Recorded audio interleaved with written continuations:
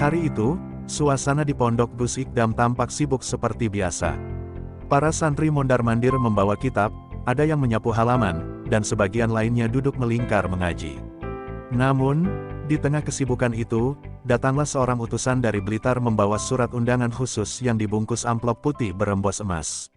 Surat itu ditujukan langsung kepada Gus Ikdam, dan pengirimnya adalah keluarga besar Niken Salindri.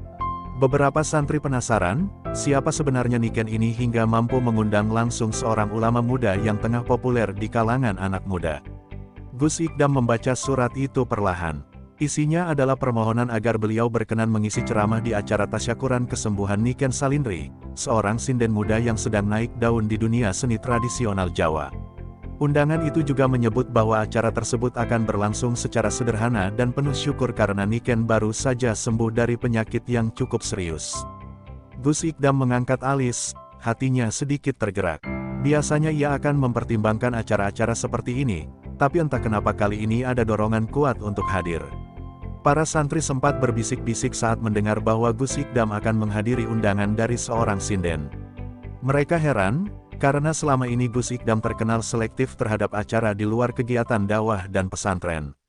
Kok ya Kiai gelem diundang sinden? Istimewa tenan iki, gumam salah satu santri. Gus Ikdam hanya tersenyum kecil mendengar bisik-bisik itu, lalu berkata pelan, kadang cah-cah seneng nari pun iso ngalah ke wong sing seneng maksiat. Sing penting niat bener. Perjalanan dari pesantren menuju Blitar ditempuh selama beberapa jam. Gus Ikdam tidak banyak berbicara sepanjang jalan. Ia merenung, memikirkan alasan di balik undangan ini. Nama Niken Salindri memang tak asing baginya, sebab beberapa kali ia melihat potongan video sang sinden yang tampil di berbagai pentas wayang. Namun, yang membuatnya tertarik bukan sekadar karena suara merdu Niken, melainkan karena pernah ada seorang jamaah yang berkata bahwa Niken dulunya santri juga. Kata-kata itu terus terngiang, menumbuhkan rasa penasaran dalam hati Gus muda itu. Mobil berhenti di sebuah rumah joglo yang cukup luas, khas rumah adat Jawa Timur. Di halaman rumah, sudah ramai tamu undangan yang mengenakan pakaian adat. Suara gamelan mengalun lembut menyambut para tamu. Gus Ikdam turun dari mobil dengan pakaian sederhana, sarung dan sorban putih yang khas, membawa kitab kecil di tangan. Beberapa orang yang mengenalinya langsung berdiri dan memberi salam dengan penuh hormat. Wah, Gus Ikdam rawuh tenan, Masya Allah, ujar seorang ibu dengan mata berbinar. Niken Salindri sendiri sedang berada di belakang rumah, bersiap untuk menemui tamu-tamu kehormatan. Ketika mendengar Gus Ikdam telah datang, ia segera menghampiri. Penampilannya jauh dari kesan glamor. Ia memakai kebaya coklat muda dengan riasan tipis, rambut disanggul sederhana, dan tatapannya penuh hormat saat menyapa Gus Ikdam. Assalamualaikum Gus, matur nuwun sangat sampun rawuh, ucapnya sambil menunduk sopan. Gus Ikdam membalas salamnya dengan tenang, menatap Niken dengan mata yang penuh rasa ingin tahu. Percakapan ringan terjadi antara mereka. Niken bercerita singkat tentang sakitnya beberapa waktu lalu yang membuatnya nyaris kehilangan suara. Dahar angin kale pilek Gus, terus tekan suaraku ilang pirang minggu. Alhamdulillah, sampun pulih. Makanya tasyakuran menikah, jelas Niken dengan senyum tipis. Gus Ikdam hanya mengangguk pelan, memperhatikan bahwa di balik suara emas itu, ternyata ada perjuangan yang tak terlihat oleh penonton layar kaca. Acara tasyakuran pun dimulai. Para tamu duduk lesehan di pendopo, makanan tradisional tersaji rapi. Suara gamelan berhenti sejenak saat Gus Ikdam mulai berdiri untuk memberikan tausiah. Suasana berubah hening. Para tamu menyimak dengan penuh hikmat. Gus Ikdam memulai dengan bismillah dan sedikit bercanda agar suasana mencair. Ia menyampaikan pentingnya rasa syukur, dan bahwa kesehatan adalah nikmat yang seringkali hanya disadari saat hilang. Dari situ, ia mulai mengaitkan dengan pentingnya menjaga tubuh, hati, dan pikiran dari hal yang sia-sia. Menariknya, di tengah ceramahnya, Gus Ikdam sempat menyinggung peran seni dalam Islam. Seni kui netral, sing gawe apik yo dadi wasilah syiar, sing gawe elek yo dadi jebakan. Kabeh tergantung niat lan isie. Kalimat itu membuat Niken yang duduk di antara tamu-tamu wanita menunduk, merasa seolah ceramah itu diarahkan kepadanya. Tapi bukannya merasa tersinggung, ia justru merasa tersentuh. Seolah-olah kata-kata Gus Ikdam menjawab kegelisahan batinnya selama ini, bisakah seorang sinden tetap membawa nilai-nilai Islam? Setelah ceramah selesai, para tamu memberikan tepuk tangan dan ucapan terima kasih. Acara dilanjutkan dengan doa dan ramah tamah. Gus Ikdam dipersilakan duduk di ruang dalam bersama beberapa tokoh masyarakat dan keluarga Salindri. Saat itulah, benih-benih kejutan mulai tumbuh, karena dalam perbincangan santai itulah Niken akan menunjukkan sisi lain dari dirinya, sisi yang bahkan Gus Ikdam tak pernah menduganya. Setelah ceramah selesai, para tamu perlahan mulai membubarkan diri, tetapi Gus Ikdam masih duduk di pendopo rumah Niken. Udara malam mulai sejuk, lampu-lampu temaram di sekitar rumah joglo itu memberikan suasana yang tenang. Di hadapannya, beberapa tokoh masyarakat dan keluarga besar Niken duduk dengan penuh hormat, menikmati hidangan sederhana berupa teh jahe dan kue tradisional. Sesekali terdengar suara tawa ringan dari obrolan mereka, mencairkan suasana yang sebelumnya begitu khidmat saat tausiah berlangsung. Niken sendiri duduk di sudut ruangan, masih mengenakan kebaya coklat mudanya. Meski terbiasa berada di panggung besar, kali ini ia merasa sedikit gugup. Ada rasa segan berada di dekat seorang ulama muda yang begitu disegani. Sejak tadi ia hanya mendengar obrolan dengan seksama, tidak ingin menyela pembicaraan para sesepuh. Namun, dalam hatinya ada rasa penasaran yang tak bisa ia bendung. Gus Ikdam dikenal sebagai ulama yang luas ilmunya, dan sejak kecil Niken sendiri sudah diajarkan untuk mencintai ilmu agama. Tiba-tiba, Gus Ikdam menoleh ke arahnya dan bertanya dengan nada ramah, "Mbak Niken, kulo kepengin ngerti, nopo panjenengan nate mondok?" "Mbak Niken, saya ingin tahu, apakah Anda pernah mondok?" Pertanyaan itu membuat suasana ruangan hening sejenak. Niken mengangkat wajahnya, lalu tersenyum tipis sebelum menjawab, "Inggih, Gus. Kulo nate mondok sedoyo, boten dangu, namung kinten-kinten 3 tahun. "Iya, Gus, saya pernah mondok, tapi tidak lama, hanya sekitar 3 tahun. Jawaban itu cukup mengejutkan beberapa orang yang hadir. Tidak banyak yang tahu bahwa di balik sosok sinden yang lekat dengan budaya Jawa, ternyata Niken memiliki latar belakang pendidikan pesantren. Gus Ikdam mengangguk paham, lalu melanjutkan, "Menawi mondok, mestin nate sinau nahu sorof, moten. Kalau mondok, pasti pernah belajar nahu dan sorof, bukan?" Niken tersenyum, lalu menjawab dengan nada merendah, "Inggih, Gus, nate, tapi sampun lami." "Mungkin sampun kata ingkang lali." "Iya, Gus, pernah, tapi sudah lama. Mungkin banyak yang sudah lupa." Gus Ikdam tersenyum kecil, ada sesuatu dalam nada bicara Niken yang membuatnya merasa bahwa wanita ini tidak sekadar belajar sekilas. Ia menangkap ada kedalaman ilmu yang tidak terlihat di permukaan. Maka, dengan nada bercanda namun penuh tantangan, ia bertanya, "Menawi ngeten, panjenengan nate ngapalke Alfiah. Kalau begitu, apakah Anda pernah menghafal Alfiah?" Beberapa orang yang duduk di situ langsung menoleh ke arah Niken, merasa pertanyaan itu cukup berat untuk seorang sinden. Niken tertawa kecil, seolah tak menyangka akan mendapat pertanyaan seperti itu. "Inggih, Gus," jawabnya santai, "naliko mondok kulo nate ngapalke, nanging boten enten ingkang percaya bilih sinden saged hafal Alfiah." "Iya, Gus, waktu mondok, saya pernah menghafal, tapi saya rasa tidak ada yang percaya kalau seorang sinden bisa hafal Alfiah." Gus Ikdam mengangkat alisnya, merasa tertarik. Ia tahu bahwa menghafal Alfiah Ibnu Malik bukan perkara mudah, dan jika benar, maka Niken bukan hanya sekadar santri biasa. "Menawi ngeten," kata Gus Ikdam sambil tersenyum, "boten napa-napa menawi kulo nyobi tes setunggal bait. Kalau begitu, tidak apa-apa kalau saya mencoba menguji 1 bait." Niken tersenyum, matanya berbinar, lalu mengangguk pelan. Para tamu yang masih duduk di pendopo mulai fokus, merasa bahwa momen ini bisa menjadi sesuatu yang langka. Bagaimana mungkin seorang sinden akan diuji hafalan alfiahnya oleh seorang kiai? Gus Ikdam lalu menyebut 1 bait secara acak, "Wa awalu maghribin yati gutwan, wa usatul yaumi yati asruhu." Niken tersenyum, lalu melanjutkan dengan lancar, "Wa akhirun yati ilaihi safiran, kada bihil awalu fayahlu sarahu." Suasana mendadak hening. Semua yang hadir menahan napas. Bukan hanya karena Niken bisa menghafal bait itu dengan benar, tapi juga karena nada yang ia gunakan terasa indah, seolah ia melantunkan tembang Jawa yang merdu. Gus Ikdam terdiam sejenak, lalu tersenyum puas. Ia merasa menemukan sesuatu yang jarang ia temui, seorang wanita yang bukan hanya menguasai seni, tetapi juga memiliki kedalaman ilmu agama yang tidak biasa. "Masya Allah," ucapnya pelan. "Menarik." Setelah kejutan tadi, suasana di pendopo semakin hidup. Beberapa orang mulai berbisik-bisik, membicarakan kemampuan Niken yang tidak biasa. Gus Ikdam pun duduk lebih tegak, tertarik untuk menggali lebih dalam. "Mbak Niken," katanya dengan nada penuh hormat, "panjenengan hafal Alfiah, berarti panjenengan mesti paham syarahnya." "Mbak Niken, Anda hafal Alfiah, berarti pasti paham penjelasannya." Niken mengangguk pelan. "Inggih, Gus, nanging boten saged kaya para kiai.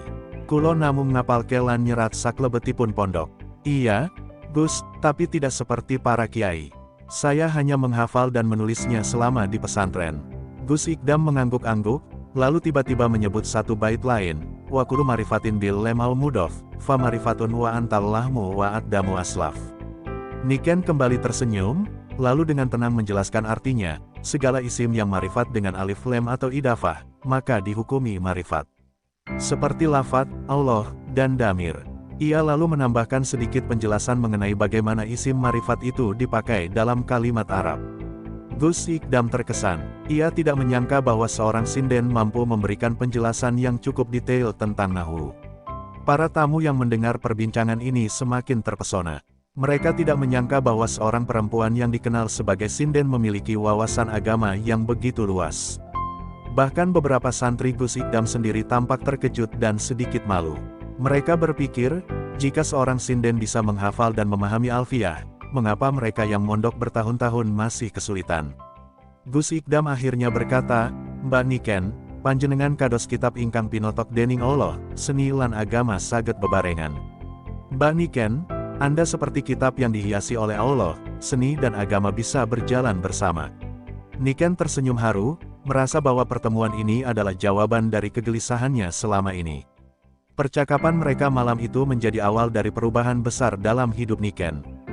Gus Ikdam menyadari bahwa di dunia seni pun, ada orang-orang yang tetap memegang teguh nilai-nilai agama.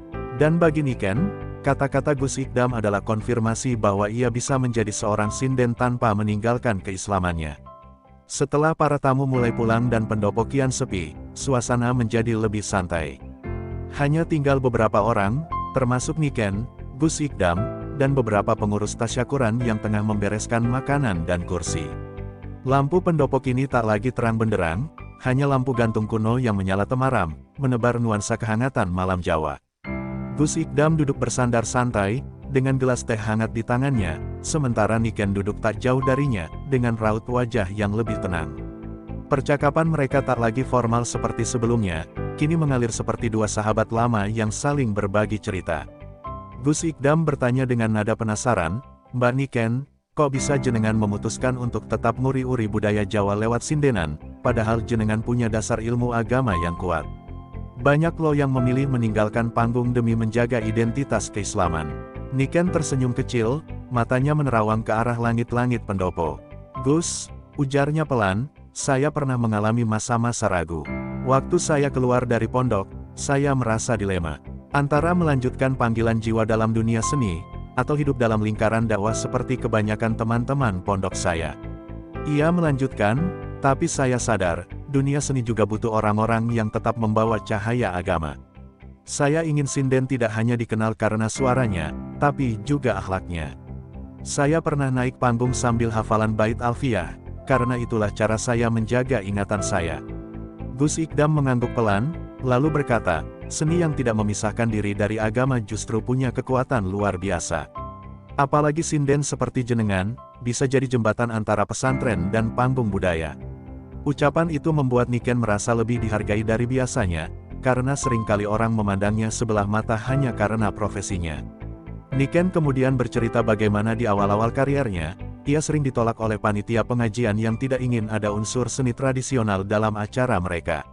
Bahkan ada yang mencemoohnya, menyebutnya sebagai wanita yang memalukan karena pernah mondok tapi memilih jadi sinden. "Saya sampai pernah meneteskan air mata, Gus," katanya pelan. "Tapi Allah selalu beri jalan. Ada saja orang-orang baik yang tetap mengajak saya pentas, bahkan di lingkungan pesantren." Gus Ikdam mendengarkan dengan seksama, lalu meletakkan gelas tehnya. "Saya yakin, jenengan bukan hanya menjaga tradisi, tapi juga sedang memperbaiki cara pandang umat," katanya serius. Malam itu, Niken akhirnya juga mengakui bahwa sebenarnya ia masih terus mengulang-ulang hafalan alfiah setiap kali sedang mempersiapkan riasan sebelum manggung. "Saya punya kebiasaan, Gus," katanya sambil tertawa kecil, "saat teman-teman sibuk dandan dan bercermin, saya justru buka kitab kuning kecil di balik tas rias saya. Bait alfiah saya bisikkan dalam hati." Gus Ikdam terkekeh, merasa kagum sekaligus terhibur. Ia tidak menyangka bahwa dunia sinden yang penuh gemerlap justru menjadi ruang tafakur pribadi bagi seorang wanita seperti Niken. Gus Ikdam kemudian berkata, "Kalau begitu, jenengan ini bukan hanya sinden, tapi juga penjaga ilmu." Niken menunduk, merasa rendah hati. Ia lalu berkata, "Saya hanya berusaha menjaga apa yang dulu pernah ditanamkan para kiai. Saya ingin kalau saya mati nanti, saya tidak dikenal hanya karena suara saya, tapi juga karena saya pernah belajar dari para alim ulama." Kata-kata itu membuat pendopo senyap sejenak. Bahkan beberapa pengurus yang tengah membereskan kursi, ikut terdiam mendengar ketulusan Niken. Akhirnya, malam itu ditutup dengan doa singkat dari Gus Ikdam. Ia mendoakan agar Allah terus menjaga niat Niken dan meluaskan pengaruhnya dalam kebaikan. Niken menitikkan air mata, bukan karena sedih, tapi karena merasa didukung oleh sosok yang begitu ia hormati. "Gus," katanya lirih, "saya tak pernah menyangka panjenengan akan mengerti saya lebih dalam dari siapapun yang pernah saya temui." Gus Ikdam menjawab dengan sederhana, "Kadang yang berkilau tak selalu kosong. Dan yang tersembunyi kadang menyimpan cahaya paling terang." Beberapa hari setelah acara tasyakuran, suasana rumah Niken kembali seperti biasa. Ia kembali beraktivitas, menerima undangan pentas dari desa ke desa, namun ada satu hal yang terus terngiang di hatinya, pertemuan dengan Gus Ikdam. Sosok ulama muda itu seolah membuka kembali ruang dalam hatinya yang dulu pernah ia tutup. Di tengah kesibukannya sebagai seniman, Niken kembali rajin membuka kitab kuning dan mencatat ulang bait-bait alfiah yang dulu pernah ia hafal. Hatinya terasa damai, seolah Allah mengembalikan jati dirinya yang dulu. Suatu sore, saat Niken sedang melatih vokal bersama grup karawitannya, datanglah seorang santri muda mengenakan sarung dan peci. Ia memperkenalkan diri sebagai santri Wahid, utusan dari Gus Ikdam. "Mbah Niken, Gus Ikdam nyuwun panjenengan rawuh ning acara hail Mbah Yai di pondok panjenenganipun," ujarnya sopan. "Mbah Niken, Gus Ikdam mengundang Anda hadir dalam acara hail Mbah Yai di pesantrennya." Niken terkejut, matanya membesar. "Saya," tanyanya tak percaya, "inggih, panjenengan diparingi waktu untuk tampil. Gus Ikdam kepengin panjenengan ngisi dengan sindenan yang ada muatan keislamannya." Undangan itu membuat hati Niken campur aduk. Ini bukan sekadar tampil di panggung biasa. Ini adalah panggung pesantren, tempat yang dulu menjadi rumahnya. Dan sekarang ia diminta tampil bukan hanya sebagai seniman, tapi sebagai simbol jembatan antara seni dan syiar. Ia merenung malam itu, memikirkan lirik-lirik yang hendak ia bawakan. Akhirnya, ia memutuskan menulis sendiri sebuah tembang berjudul Sastra Syariat, memadukan bait tembang Jawa dengan petikan bait alfiah dan terjemahnya. Baginya, ini bukan sekadar pertunjukan, tapi pernyataan iman. Hari yang dinanti pun tiba. Niken datang dengan mengenakan kebaya warna biru laut yang elegan, dengan selendang batik menyilang di dadanya. Kali ini ia tidak hanya tampil sebagai sinden, tapi juga sebagai tamu kehormatan. Para santri dan tamu undangan memadati halaman pesantren yang luas. Gus Ikdam sendiri menyambutnya dengan ramah. "Mbah Niken, mangga dipun aturi tampil sesarengan sederek karawitan pondok," ucapnya. "Silakan tampil bersama grup karawitan pondok." Niken mengangguk dan membalas dengan penuh hormat. Saat waktu pertunjukan tiba, suasana berubah hening. Niken membuka tembangnya dengan solawat Jawa yang menggetarkan hati. Suaranya yang bening menggema, menembus langit-langit langgar. Di tengah-tengah tembang, ia menyelipkan bait alfiah yang ia lagukan dalam irama macapat. "Wa kullu majrurin fa'ina, amalahu, fadurib binakli kasyurub malahu." Setiap isim majrur maka amalnya mengikuti apa yang menjadikannya majrur, seperti syarbat dari bejana. Para santri terkesiap, mendengar bait kitab kuning dibawakan dengan irama tembang Jawa yang merasuk ke jiwa. Gus Ikdam yang duduk di panggung kehormatan tak henti-hentinya tersenyum. Ia tahu keputusannya mengundang Niken bukan sebuah kekeliruan. Justru ini menjadi titik balik, bahwa dakwah tidak harus selalu dengan mimbar dan pengeras suara. Kadang, dakwah bisa datang dari gamelan, dari sinden, dari suara yang dilantunkan dengan keikhlasan. Acara hal itu pun menjadi buah bibir, bukan karena keramaian, tapi karena pesan mendalam yang dibawa seorang sinden bernama Niken Salindri. Setelah tampil, Niken diajak berbincang sebentar oleh Gus Ikdam di belakang panggung. "Panjenengan ngagem tembang, nanging isin fikih," kata Gus Ikdam tersenyum. "Anda pakai tembang, tapi isinya fikih." Niken menjawab, "Kulo boten kepengin masyarakat hanya menghibur telinga, tapi juga membuka hati. Sinden bukan sekadar suara, tapi juga penyampai rasa." Kata-katanya membuat Gus Ikdam terdiam. Ia tahu, wanita ini adalah anugerah bagi dunia seni Islam. Sejak hari itu, hubungan antara Gus Ikdam dan Niken Salindri tidak hanya sebagai kiai dan sinden. Mereka seperti dua kutub ilmu dan seni yang bersatu dalam dakwah.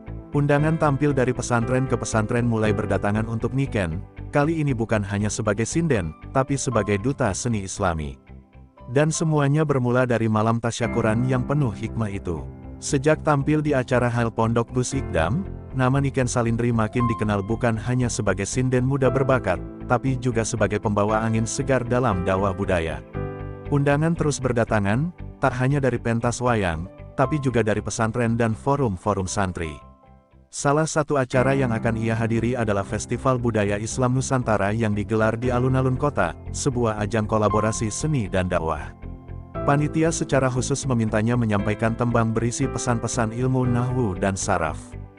Tantangan ini membuat Niken kembali membuka lembar-lembar kitab kuning yang telah lama menjadi teman setianya di pondok dulu. Ia mempersiapkan sebuah pertunjukan bertajuk Langgam Nahwu Waton, memadukan bait-bait Alfiyah Ibnu Malik dengan irama langgam Jawa. Ia melatih grup gamelannya dengan cermat, menyesuaikan irama laras slendro dengan tempo hafalan-hafalan bait yang sudah ia hafal di luar kepala. "Ora mung nyinden, ning kudu ngerti isin," kata Niken kepada rekan-rekannya. Bukan hanya menyinden, tapi harus paham isinya. Mereka semua menyambut tantangan itu dengan semangat, merasa bahwa kali ini mereka bukan hanya tampil menghibur, tetapi menyampaikan ilmu. Hari pertunjukan pun tiba. Alun-alun kota dipenuhi lautan manusia dari berbagai kalangan, santri, budayawan, kiai, mahasiswa, bahkan para tokoh pemerintahan. Di antara kerumunan, tampak Gus Ikdam hadir dengan para santrinya, duduk di deretan tamu kehormatan. Niken naik ke panggung mengenakan kebaya putih dan jarik batik klasik. Ketika gong pertama ditabuh, keheningan menyelimuti seluruh penjuru alun-alun. Niken membuka pertunjukan dengan langgam bertajuk Alfiyah Kang Sinandi. Bait pertama Alfiyah dibacakan dengan langgam lirih dan menyayat. "Kola Muhammadun huwa ibn Malik, hamidillahir rajin ilih." Suara Niken menggema, ditingkahi suara saron dan gender yang mengiringinya perlahan. Setiap bait dilantunkan bukan hanya dengan suara yang merdu, tapi juga penuh makna dan perasaan. Penonton terdiam, sebagian tertegun karena baru kali itu mendengar bait Alfiyah dikemas dalam bentuk tembang yang sedemikian indah. Di sela-sela tembang, Niken menyelipkan makna bait dan penjelasan singkat dengan bahasa Jawa halus, membuat pertunjukan itu terasa seperti pengajian yang dibalut dalam seni. Tepuk tangan bergemuruh setelah Niken menyelesaikan bait ke-10. Namun ia tidak berhenti di situ.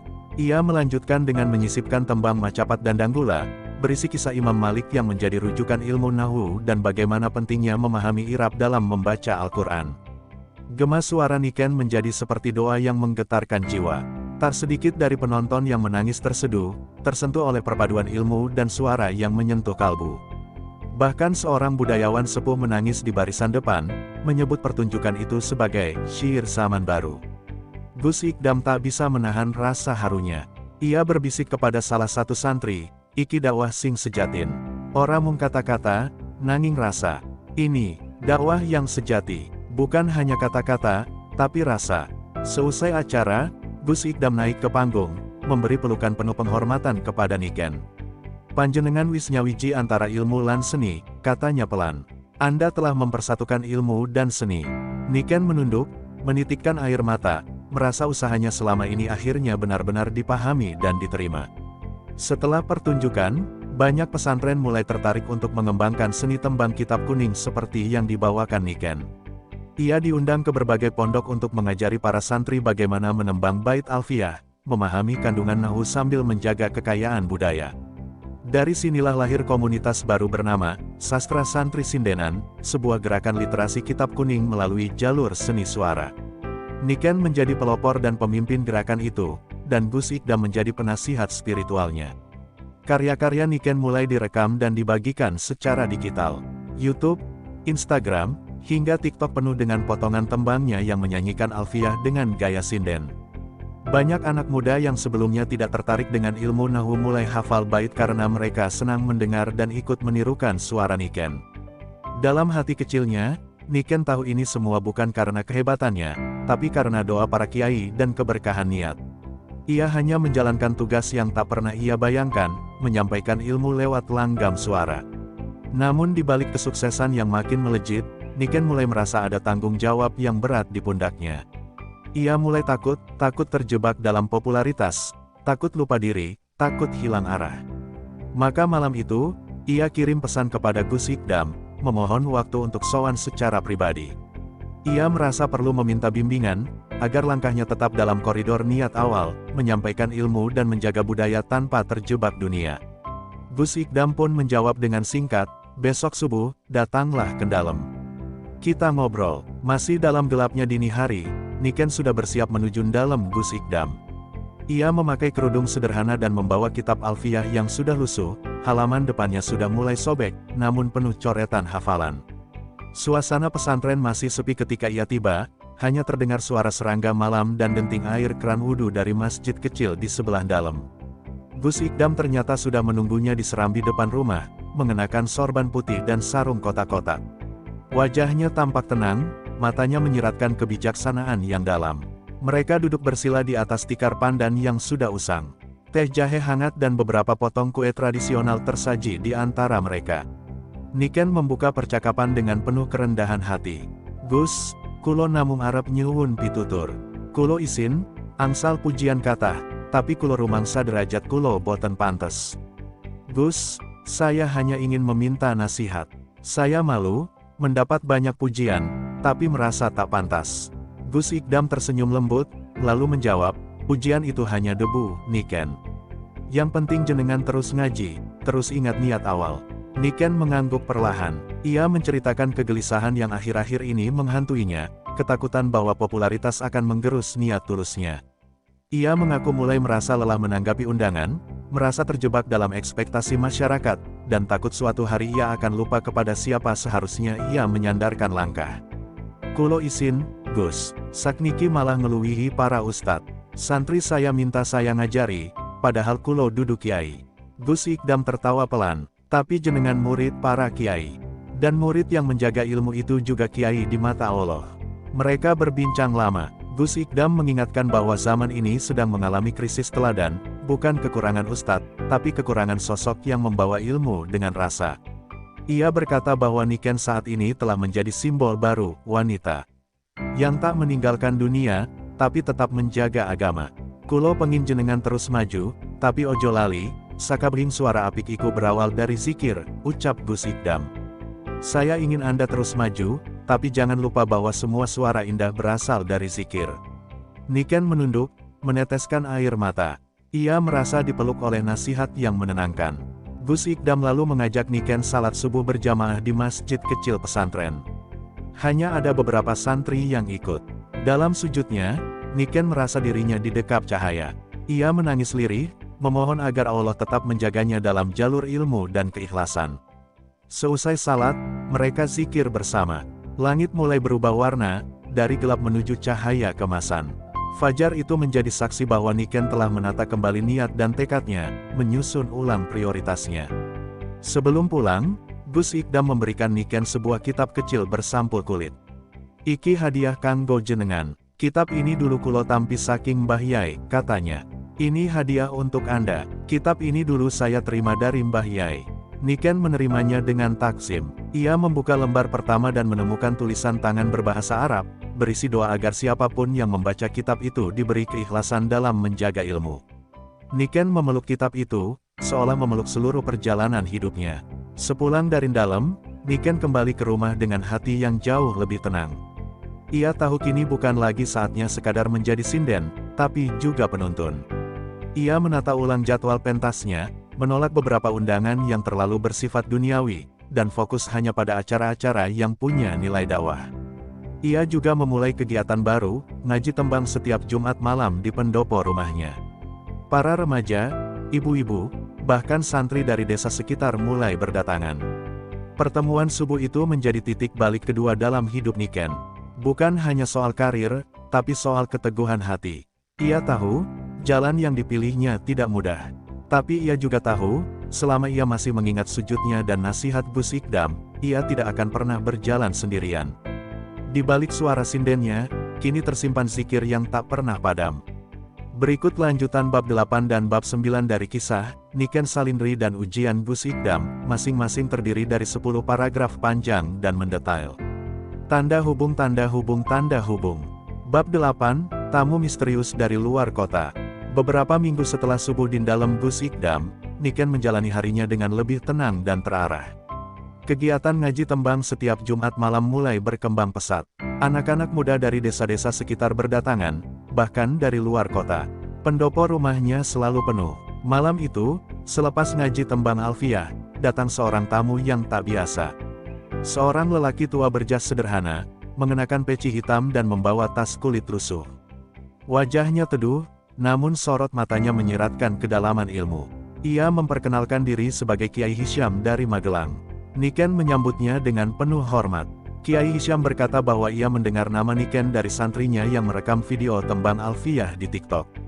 Saya kira cuma konten hiburan biasa, katanya, tapi saat saya dengarkan, saya merinding. Ini bukan sinden biasa, ini suara dari hati yang membawa ilmu. Niken terdiam, merasa malu sekaligus tersanjung. Ia tak pernah menyangka bahwa suaranya bisa menembus hati para kiai sepuh. Ia pun meminta maaf jika dalam perjalanannya ada kesalahan niat atau sikap yang belum lurus.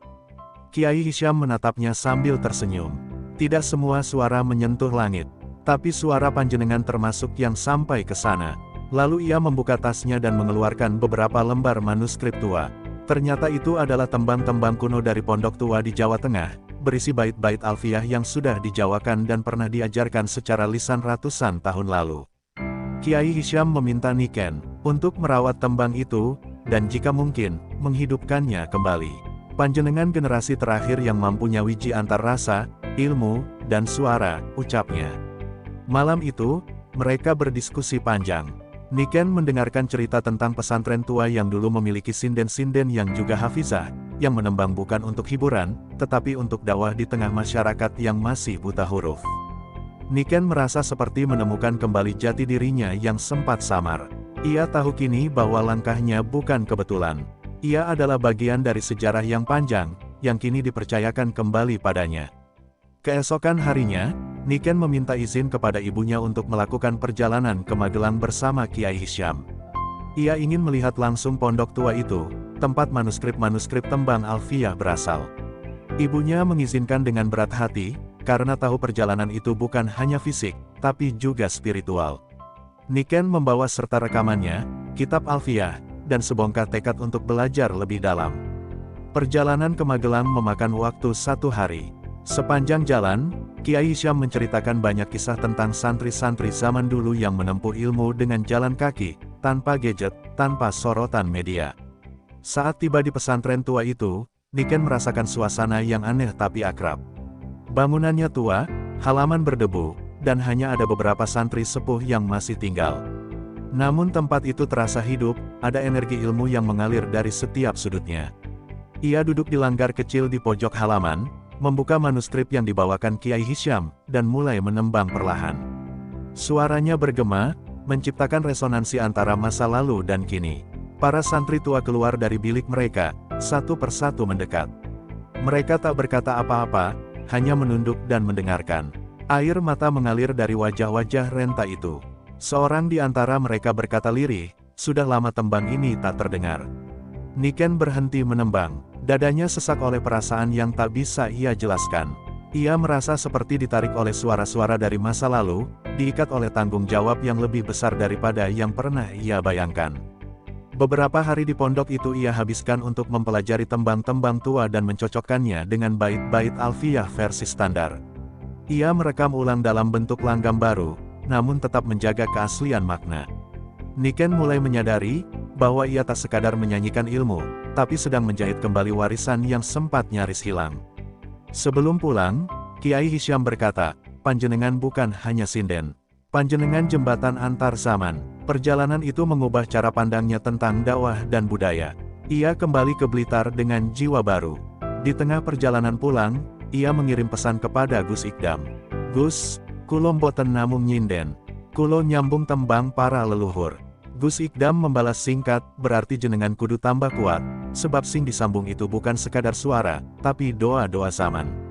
Kabar tentang kemampuan Niken menyebar makin luas.